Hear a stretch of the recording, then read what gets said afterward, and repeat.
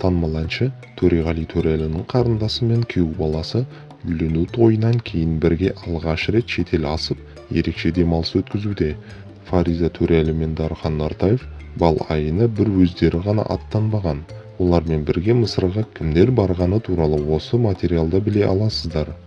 Жақында ғана Түркияда ата-анасы мен сіңілісімен демалып келген Фариза Төрәлі тағы да шетел асып кетті. Бұл жолы Төреғалидың қарындасы жолдасы Дархан Нартаевпен бірге Мысыр еліне демалуға аттанған. Бұл қос ғашықтың үйлену тойынан кейінгі алғаш рет бірге шетелге шығуы болды. Жақсы демалыс өткізу үшін ерлі-зайыптылар Шарм-эль-Шейх қаласын таңдаған.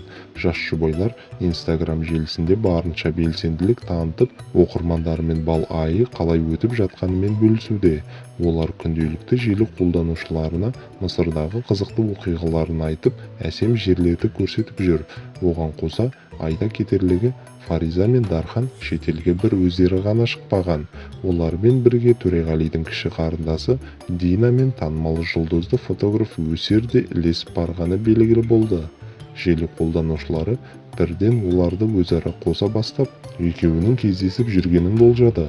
Алайда Дина Әлиханқызы бұл ақпаратты теріске шығарып, олардың ағасы мен қарындасы ретінде араласатындарын айтқан.